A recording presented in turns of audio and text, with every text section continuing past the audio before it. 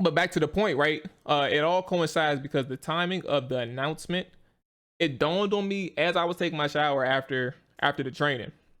So the timing of the announcement is very skeptical, and I don't think I think it's like they've always had this in plan for everybody who understand. They did have this planned.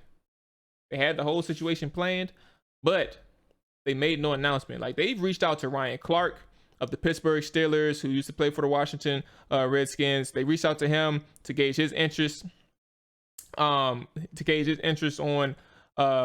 returning for the alumni weekend. They said they planned on honoring Sean Taylor. Note, they did not say we planned on retiring his jersey. They did not say that to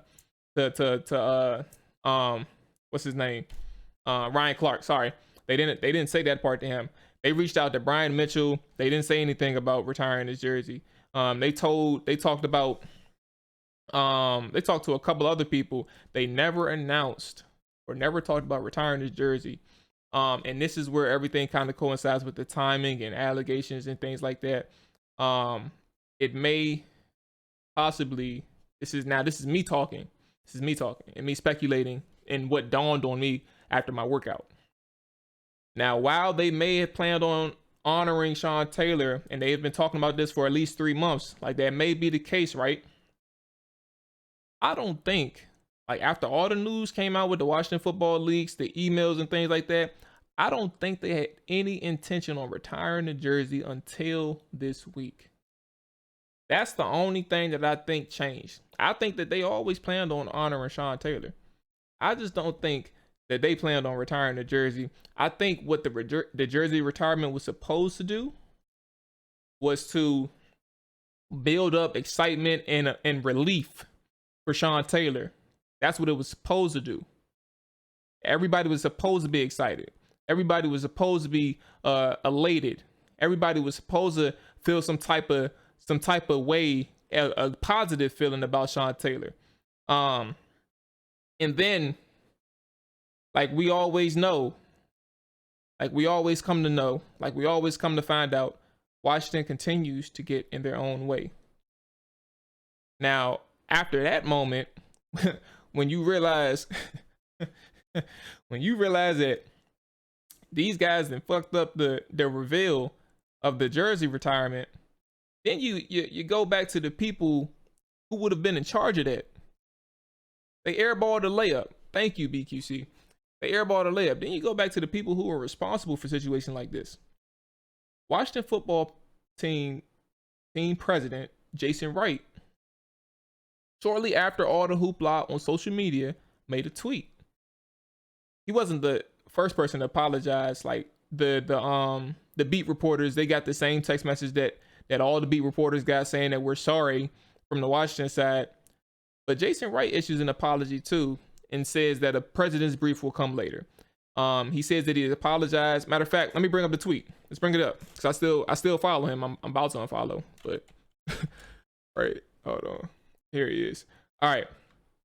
So he says, we wanted to do something long overdue by retiring players' numbers. Months ago, we planned for Bobby Mitchell and Sean Taylor to be the first two. Seeing their reaction, I'm very sorry the short notice does not properly reflect the impact that Sean had. President's brief to come.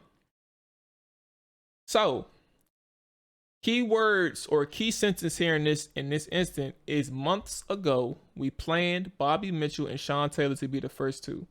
Ladies and gentlemen, they announced that Bobby Mitchell jersey was being retired back in like June or August. Or maybe even June or July or August. One of those 3 months, July, June, or August. Pick the three. It don't matter. That's plenty of time, right? How is it that Sean Taylor doesn't get the respect from Jason Wright and whatever's under his umbrella? I'm not going to sit here and act like I know everybody under his umbrella on the business side and the marketing side, all of these things. How is it that these people don't know how much Sean Taylor meant to everybody? How is it that they don't know that Sean Taylor, and these aren't like my prophetic words. This isn't me right here. Sean Taylor, though, like that was the last thing that the fans had. Like no matter how bad the team was doing, no matter how good the team was doing, they will always, the fans will, they will always come together for Sean Taylor. How do you fuck that up? You supposed to know this thing. You supposed to know that one thing. How do you fuck that part up? That's kind of what baffles me, man. So, and that's kind of why I kind of bring it back to the investigation side, the John Gruden, the emails, things like that. I think it was a ploy that backfired.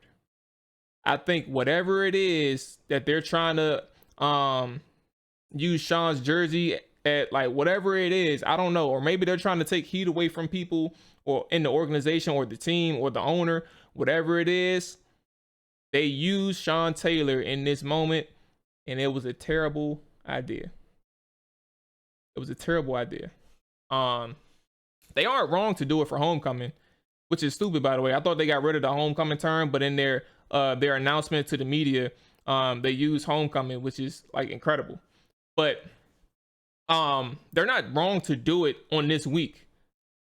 Like, let's make that clear. They're not wrong to do it on this week. Like, it's nothing wrong with that. As we all are saying, it's timing.